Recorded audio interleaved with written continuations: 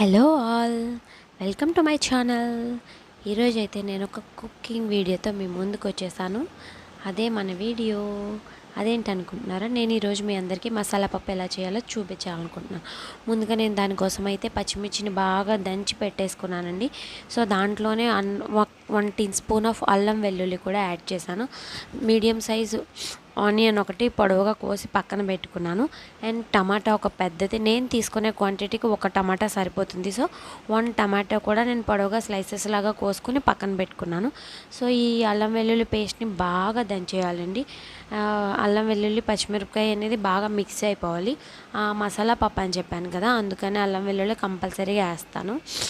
ఇంకా గరం మసాలా కూడా నేను ఈ పప్పులో యాడ్ చేస్తాను. సో మెయిన్ పోపు అయితే నేను నెయ్యితోనే వేస్తాను. ఒక 1 టేబుల్ స్పూన్ ఆఫ్ గీ వేసి దాంట్లోనే ఆవాలు జీలకర్ర వేసాను.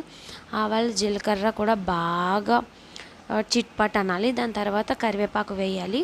అది కూడా పోపు బాగా వేగితేనే అండి ఆ టేస్ట్ అనేది వస్తుంది. అది వేగిన తర్వాత 1 table spoon of garam masala వేసేసాను అనమాట.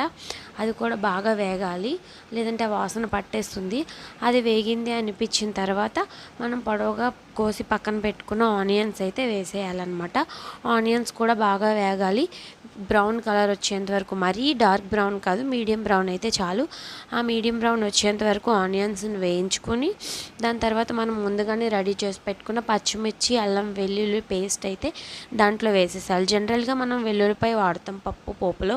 సో ఇది మసాలా పప్పు కాబట్టి అల్లం వెల్లుల్లి పేస్ట్ వేస్తున్నాం.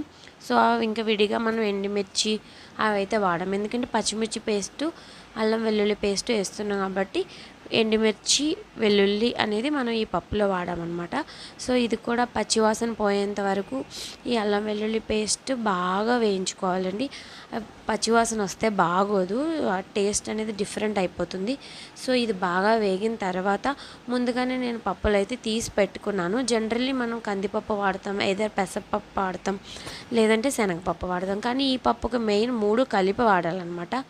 సో కందిపప్పు ఒక కప్ ఫుల్గా ఒక గ్లాస్ తీసుకుంటే కొంచెం తక్కువ పెసరపప్పు, కొంచెం తక్కువ శనగపప్పు తీసుకోవాలి. అది బాగా వాష్ చేసుకొని పక్కన పెట్టుకున్నాను. నేనైతే పక్కన పెట్టుకుని నా దగ్గర ఉన్న మెజరింగ్ గ్లాస్తో 1 గ్లాస్ ఆఫ్ మొత్తం పప్పులు అయితే దానికి 2 గ్లాసెస్ ఆఫ్ వాటర్ దాంట్లోనే మిక్స్ చేసి పెట్టుకున్నాను. ఇది వేగిపోయిన తర్వాత నేను ఆ వాటర్ అయితే వేసేసాను అనమాట. లైక్ బగారా పప్పు వేసేసిన తర్వాత ఆ పప్పులు కూడా వేసేయాలన్నమాట. అంటే బగారాకి మనం మళ్ళగా వాటర్ వేసుకుని రైస్ వేసుకుంటాం, అలానే వాటర్ వేసుకుని పప్పులన్నీ కలిపేసి బాగా కలిపేయాలి. అంతా మిక్స్ అయిపోయిన తర్వాత మనం ముందుగా కట్ చేసి పెట్టుకున్నాం కదా టొమాటోస్ పొడవుగా, వాటిని కూడా ఇందులో వేసేయాలన్నమాట. ఈ టొమాటో అనేది మంచి టేస్ట్ వస్తుంది పప్పుకి అండి. అలానే వీటన్నిటిని కలిపేయాలి.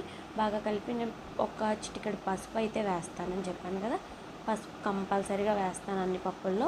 పసుపు వేసి బాగా కలిపి విజిల్ పెట్టేసుకోవాలన్నమాట. మూత పెట్టేసుకుని ఒక 3-4 విజిల్స్ వచ్చేంత వరకు ఉంచుకొని బంద్ చేసేయడమే. ఎక్కువ మళ్ళీ ఉంచేస్తే మాడిపోతుందండి పప్పు. కరెక్ట్ మెజర్మెంట్తో చేసుకొని టేస్ట్ అయితే చాలా బాగా వచ్చిందండి. తర్వాత ఓపెన్ చేసిన తర్వాత ఉప్పు కొత్తిమీర వేసి గార్నిష్ చేసుకున్నాను. టేస్ట్ అయితే అదిరిపోయింది.